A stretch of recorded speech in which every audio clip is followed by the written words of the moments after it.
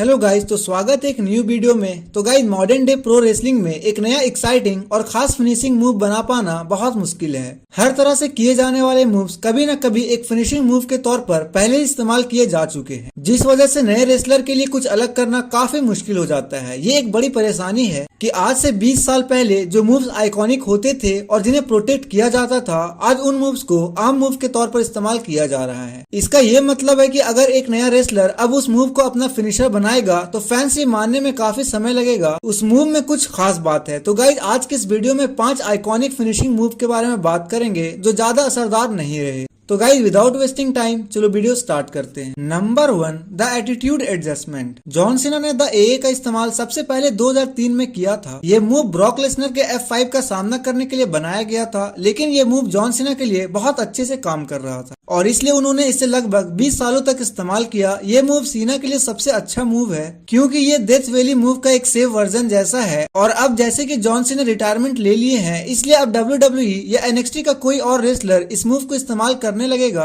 तो ऐसा होना मुश्किल है कि इससे कोई खास रिएक्शन मिलेगा।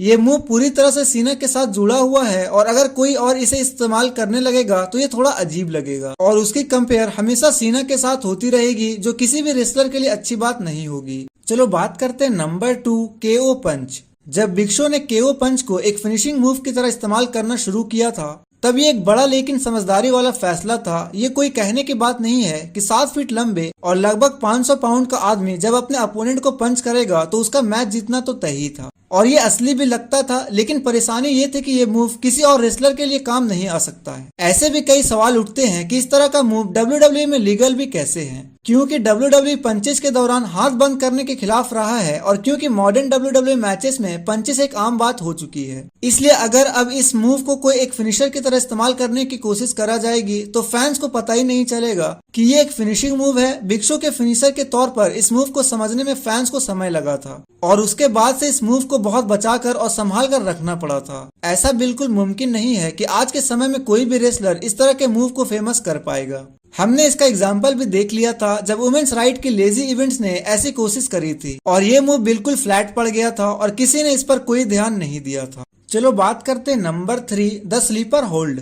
The sleeper hold pro wrestling के सबसे जाने माने सबमिशन मूव में से एक है। रॉडी पाइपर इस मूव को अपने फिनिशर के तौर पर इस्तेमाल करते थे और बीते सालों में इस मूव को कई अलग अलग तरीकों से फिनिशर के तौर पर इस्तेमाल किया जा चुका है, लेकिन इस मूव के साथ अक्सर पाइपर का ही नाम लिया जाता है, शायद वो और टेड डिबियासी भी। मॉडर्न डे WWE में इस मूव का इस्तेमाल एक आम सबमिशन मूव की तरह किया जाता है और यहाँ तक कि एक रेस्ट होल्ड की तरह भी किया जाता है, जिससे रेसलर को थोड़ा आराम मिल सके और वो आने वाले स्पॉट की तैयारी कर सके। अगर WWE को किसी रेसलर को इस तरह के मूव को अपना फिनिशर बनाना पड़े तो फैंस को इसमें दिलचस्पी दिलाना बहुत मुश्किल काम होगा, क्योंकि पिछले 20 सालों में ये मूव इतनी बार किया जा चुका है कि अब ये पुराना हो चुका है। डॉल्फ जिगलर ने लगभग 10 साल पहले इस मूव को एक सेकेंडरी फिनिशर के तौर पर वापस लाने की कोशिश करी थी, लेकिन ये लोगों को ज्यादा पसंद नहीं आया और कुछ समय बाद जिगलर ने एक फिनिशर के तौर पर इसका इस्तेमाल करना बंद कर दिया। चलो बात करते हैं number 4, the worm. The attitude era एक ऐसा समय था जब किसी भी तरह का फिनिशर ऑडियंस को पसंद आ जाता था।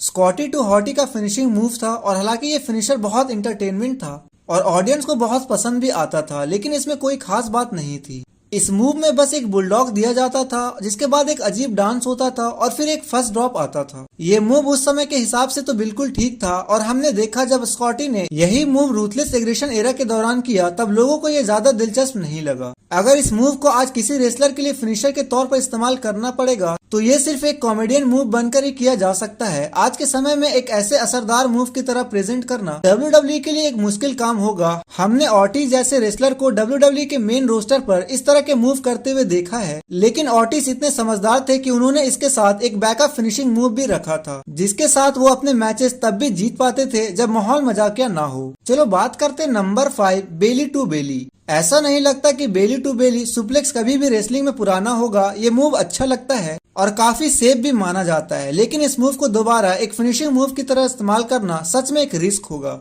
ये मूव आखिरी बार एक फिनिशर की तरह तब इस्तेमाल किया गया था जब बेली ने ऐसा करने का फैसला किया था और इसका नाम बदलकर बेली टू बेली कर दिया गया था। उनके किरदार के लिए ये मूव बिल्कुल सही था, लेकिन उन्हें जल्दी एहसास हो गया कि जब उन्होंने अपना गिमिक बदला तब ये मूव उनके किसी भी नए किरदार के साथ एक फिनिशिंग मूव के तौर पर ज्यादा कारगर नहीं था। अगर इस मूव को फिर से एक फिनिशर बनाना है तो इसमें कुछ बदलाव करने की जरूरत होगी, नहीं तो ये मूव आज के जमाने के ऑडियंस को बिल्कुल भी पसंद नहीं आएगा।